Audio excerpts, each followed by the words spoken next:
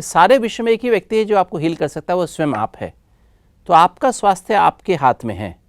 आप ध्यान रखें, अगर आप स्वस्थ रहना चाहते हैं तो आपको अपने हाथ में अपना स्वास्थ्य रखना होगा, अर्थात अपने स्वास्थ्य की बागडोर आपके हाथ में रखनी होगी। इसके लिए जैसे हमने बात की, आप समय पर सोइए, समय पर उठिए।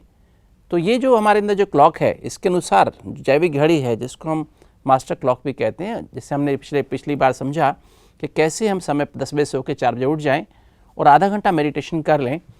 तो ये देखने में आया कि मेडिटेशन अगर सही ढंग से करें, जैसे अपने को जो बीइंग है, मैं आत्मा हूँ, इस परमात्मा की संतान हूँ, एक बीइंग है जो यहाँ से 7 एनर्जी आत्मा से निकलती हैं, जिससे शरीर की 80,000 अरब कोशिकाएं नरिश होती हैं, जैसे ज्ञान, मन, सत्य की समझ, पवित्रता, शांति, प्रेम, सुख, आनंद और शक्तियाँ।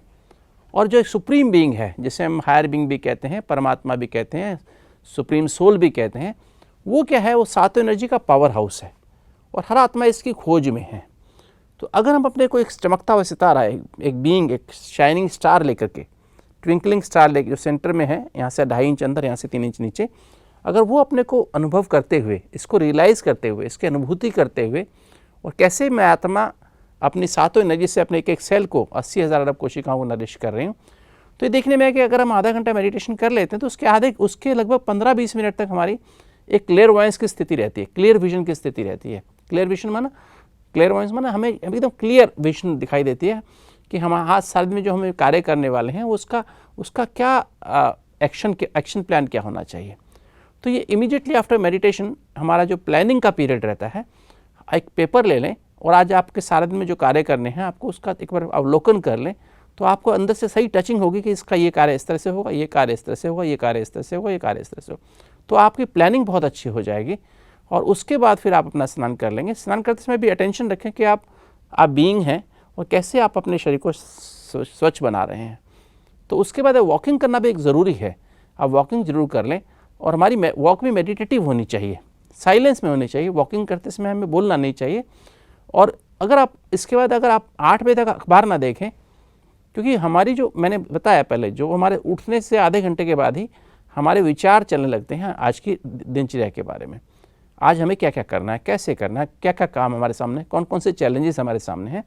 तो अगर हम उस बात को ध्यान कर लें तो वो प्लानिंग करने के बाद फिर हम अगर 8 बजे तक चुप रहते हैं और टीम में ना हमारे विचार, हमारी भावनाएं, हमारी वृत्ति और स्मृति पॉजिटिव रखते हैं, तो कॉर्टिसोल सर्ज बैलेंस में रहती है और 8 बजे उसकी पीक होती है।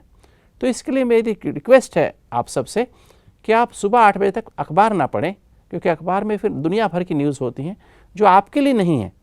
आप भरे न्यूज़पेपर पढ़ें, 8 बजे के बाद पढ़ें। टीवी ना खोलें, टीवी में भी बाहर दुनिया की न्यूज़ रहती हैं जो कि आपको डिस्टर्ब कर सकते हैं। नेगेटिव न्यूज़ आपकी कॉर्टिसोल सर्ज को बहुत ज़्यादा बढ़ा सकती हैं। और तीसरा, जहाँ तक हो सके मोबाइल का यूज़ कम से कम करें।